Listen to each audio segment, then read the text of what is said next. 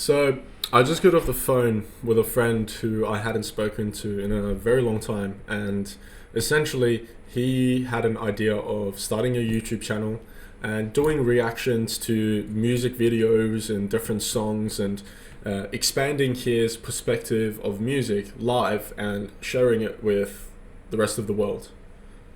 What an amazing idea! Why not? Why not start it, right? It's just such a great thing to do. And in this video, I hope, break the self-beliefs that you might have, the negative self-beliefs that you might have about starting something on your own. Maybe about putting yourself out there on social media and recording videos or taking posts or writing something. I want to destroy your self-belief about working for yourself and maybe making some money online or giving value to people. Maybe the way that you can speak and articulate words and sentences is a really valuable skill, and you can help somebody with that, maybe. And so that's what I'm gonna change your perspective with. And so let's begin the video very, very quickly. One thing I want to say straight out of the bat is everybody is got something that they can do to provide value to somebody. And you might think it's hard skills like, oh, I've worked as a cashier and I can speak to people. I've been a customer service. I have this degree and I have that knowledge. I have this diploma that says that I can do this. Okay. Now that's fine, but we need to expand your perspective, your worldview with this. That is not the only amount of value that anybody can provide to somebody else. We need something more beyond that.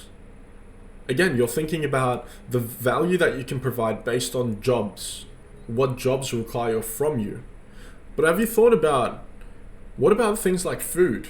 Food is very valuable. We need food to live, but we don't think about it because it's met every single day. Our needs for food is met every day, right? Another thing, water. Water is really important, or water is really important, but we never thank it for it. We're never grateful for it. We never pay attention to it because that need, that survival need, is met every single day. Something that's not met is money, right? An easy way for us to get money is to go get a job. You can get a job and get a little bit of money and live relatively comfortably, if that's what you would like. But I'm going to expand your perspective in this way. What we have seen in the last 10 to 20 years, maybe even the last 15 years alone. Now, I was a little kid back then, so I don't remember much. And I'm going based off of what my parents and other people have experienced and what I know about the past. Is social media has been increasing dramatically. So that's something we can't avoid, and that's something we can't ignore for sure. Social media is a part of our lives. Me recording this right now is social media. My friend calling me is social media. When you text somebody, when you post something, when you view an ad, we're all doing it through social media. Even finding dates, finding jobs, finding internships and universities, we do this through social media. A university releases an advertisement, the government releases an advertisement, and it's on YouTube and Instagram, and you see that and you want to be like, oh yeah, I want to join the army. Social media is a big part of our day-to-day lives, and it's something we cannot ignore. The purpose of social media was to connect people, but it's no doubt that we live in an age where connection is so easy, yet we are so disconnected from everybody. Depression is at an all-time high. Loneliness is at an all-time high. Sexlessness is at an all-time high. Suicide rates are at an all-time high. People are feeling more anxious and more stressed every day. People have unrealistic expectations for themselves, like they need to be wearing this clothes, this designer brand, they need to have this watch or this car, they need to live here, they need to have this status. People have that unrealistic expectation of themselves because of social media. So yes, it's done a lot of great things, but we've also used it in the wrong way, and we've influenced the rest of the population in a very, very wrong way. There is no doubt that the future of this economy is changing. Day to day, we are coming up with inventions like robots and automation and machines and factories that are doing what we used to do manually 100, 200 years ago, 300 years ago, in a matter of seconds and in giant bulks. Now we have fucking machines that auto mill the flour that we use every single day. We have cars that can harvest and spray crops in a matter of minutes. Essentially, the manual labor is losing, and it's getting changed with machinery, technology, and in the future, AI, honestly. So what's going to happen is all these manual labor jobs, farming, maybe factory shipping, all these things that you can think about. I can't think about too much right now. Building stuff, manufacturing, processing goods, processing wheat into flour and then flour into other things. This is all done with machinery. So what's happening? There's a shift. There are less jobs available in this sense. More dangerous jobs are available that AI can't do. Thinking jobs, mathematics, teaching sciences, right? Discovering new things, business, social media businesses, one-person businesses, service-based businesses. Now, you have to realize the hierarchy of needs we have. Our survival basics, food, water, shelter, right? Money, that which allows us food, water, shelter, is essentially something we need on a day-to-day basis, which thankfully in the majority of countries is being met to a comfortable level. It's comfortable in us that we can live that week, but it's not enough that we can have wealth, if that makes sense. So our survival needs are being met, thankfully.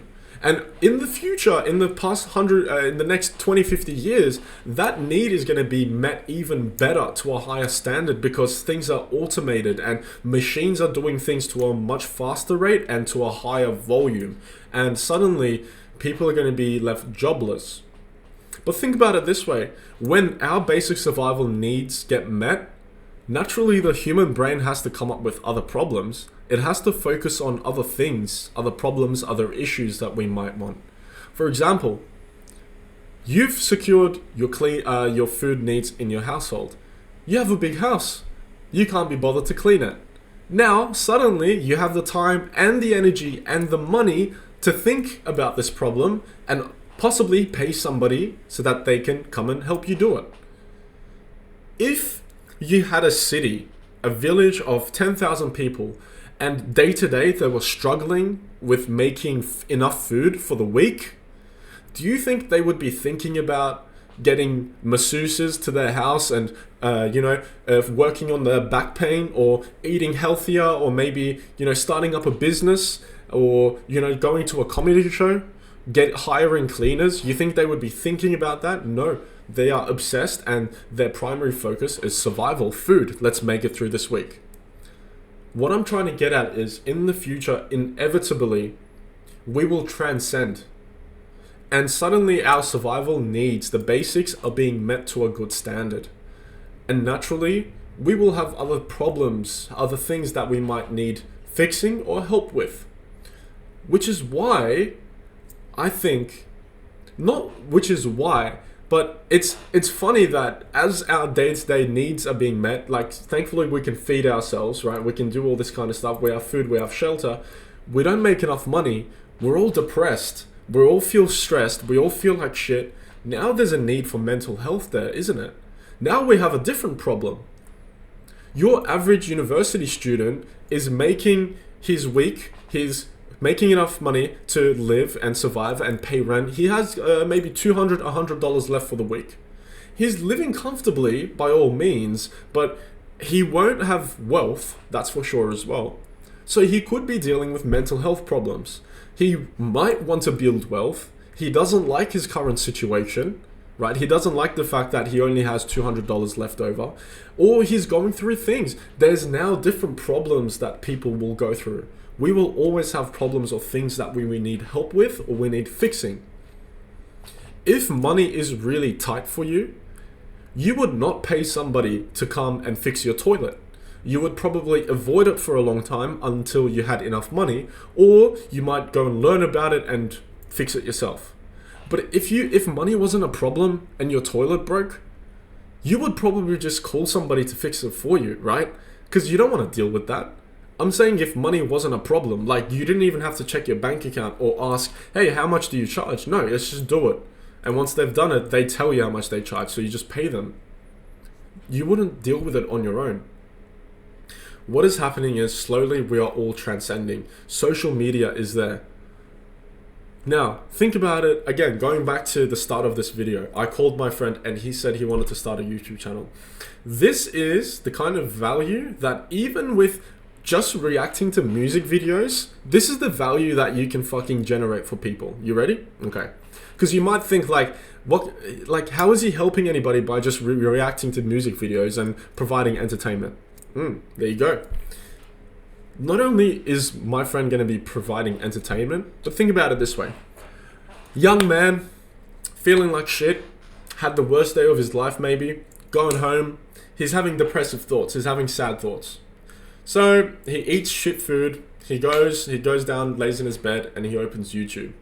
And there's this video by this guy, my friend, who released a video saying, reacting to this Metallica song for the first time. So he clicks on it. And he likes him. Like, the energy is good. This guy's entertaining. He can feel good, and he laughs. He feels fine. And suddenly, for a moment, he forgets about how bad he feels. And after the video is over, maybe he feels good, and he's like, oh, you know what? If I can laugh, maybe life isn't so bad, is it? Maybe my friend just saved a life. Just by providing that little bit of entertainment, that little bit of connection, that little bit of laugh and joy to somebody who probably hasn't laughed in months, has probably just saved his life. See how you're giving value to somebody? Again, like, it's entertainment, right? So we have to take it for what it is. But don't be so locked into thinking that the only value you can provide to other people are set in stone. Degrees and jobs or businesses. No, my friend. Just by talking to somebody, just by having a conversation with the cashier that's checking you out at the register, you're providing value. When you compliment that grandfather on the road who looks amazing with his outfit and his hat, when you compliment him, you're giving him value. What if that grandfather was alone and his wife had passed 4 years ago and he's just been living alone all his years, and he doesn't have any grandchildren, he doesn't have anybody, and you are the first person in months to recognize and say, hey, I really like your outfit, keep up the good work, sir. Imagine the amount of value you just provided to this random person just by speaking a few words. You weren't a businessman, you weren't an entrepreneur, hell, you have no money to your name, but you probably changed the next week of how this guy's life is going to go just by acknowledging him and giving him a compliment. Can you imagine a young person, maybe he is so bad with women, he doesn't feel good, right? He has no belief in himself. You see him every day, he's walking hunched up. One day you approach him and you say, hey man, whatever you're going through, I know you'll make it. Keep up the good work. You know, give him a little dap on the shoulder and you fire him up. You probably changed that young man's life. You probably prevented that young man from killing himself that day. I don't know if I'm supposed to say this or I'll get censored or whatever, but this is important. Which is why you need to drop this idea of I can only provide value by getting a job, getting a degree, or working for somebody else. You can provide value as simple as by noticing somebody who goes unnoticed every single day. The janitor that works at your school, have you ever shook his hand? Have you ever introduced yourself to him? Do you even know his name? The janitor that works in your office, do you know their names? Do you know the person that's serving you coffee every day? Do you know her name? Have you ever talked to them? The cashier, do you even say, hello, how's your day? You're giving value just by doing that, my friend. So let's take a step back and let's apply this in terms of social media and possibly starting a business. Business is all about providing value. And as we established, there are many ways that value can be provided, especially nowadays, because suddenly we have more problems to deal with. We have the problem of loneliness, of rejection, no social skills because social media is everywhere, false expectations and living up to false standards of our icons, worshipping celebrities, getting caught up in wanting to make a lot of money so you can show off and spend a lot of money. The ego trap. Now that our ego is getting big because we're seeing all these people who are competing with us and we feel afraid, we feel fear. So our ego gets stronger. People get caught up in the matrix, as some people call it. We forget about God. We forget about spirituality. We're unhealthy, we're fat, we're not eating right, we're just mentally unhealthy. We have so many kids who feel depressed and mentally unstable. Now there are so many more problems. And with the power of social media and with you can reach out to people and just provide a little bit of value and maybe even make money from it. You need to realize that it's not bad that you help somebody and ask for money in return. Because pretend you did it for free. Eventually you're going to run out of money and eventually you will fall back into survival mode. And do you think you could give your best to your customers if you're in survival mode and you're just trying to make as much money as possible and saving pennies on the dollar? You're worrying about tomorrow while you're talking to your customer on the phone. Do you think you could do that for free forever without sacrificing on quality? There is no chance. That's why it's okay and it's encouraged that you actually charge people for your service. Not only are they going to take it more seriously because they just paid you money and they can't get that money back, but now you're going to take it seriously because they just paid you money and now you're responsible for what you promised them. And because you don't have to worry about money and survival, you can put 100% focus onto what you are doing to help this person become better. So please, I can never be an entrepreneur. I can never make money online. Online business is too saturated. There are too many people doing what I want to do. Too many YouTubers, too many this. People won't like me. Business is a scam. Entrepreneurship is a scam. Jobs are fine. Yeah, fine. But all of these are negative self-beliefs. And please, I really hope you can take something from this and just think about it. Maybe you know how to play the guitar and you can just teach somebody for $20. You just go on a call with them and you support them and you give them good self-esteem about themselves. You make themselves feel good and you track their progress and you help some stranger learn the guitar. Maybe your father keeps getting phone calls from his business and you can just be like, hey dad, teach me. And I will take every single phone call for you so that you are no longer worrying about bullshit. And I can charge you $100 an hour. Right? You're offering value. Imagine, let's stick to that example for a second. Imagine your dad, because I experienced this. My dad gets 20 to 40 calls every single day about bullshit. Hey, this broke. Hey, apartment. Hey, this, hey, that. Because he runs multiple businesses. So he gets phone calls every day about things, products, offers, servers, customers, this happened, that happened. And I was just thinking like a couple of years ago, Dad, what if you just teach me and I take every single phone call for you and I deal with every single problem for you and only urgent things get to you? What if I did that for you? And he'd be like, yeah, that's awesome. Why don't you do that for me? It would release so many stress, so much problem, and it would free up his focus so that he can focus on what's important, correct? You could do that. You could do that. You could do as something as simple as, I will just help keep you accountable every day on your goal. Right? Well, like for example, my friend, maybe he wants to become a YouTuber, right? I could tell him, hey bro, pay me fucking $20 every time that you don't upload when you said you would upload. Or, hey man, pay me $100 and for the next 1 month, I will make sure you upload every single day. Like for example, something like that. You're offering value. And yeah, he's paying you money, maybe, but the value he's getting in return is discipline, accountability, support, motivation. Now he feels good about himself because he's working with somebody that he trusts and he knows he can get results. Like the value, the help you can give is more than just a degree or a job, my friend. And so I hope you think about this and sleep on it, and I'll see you next time.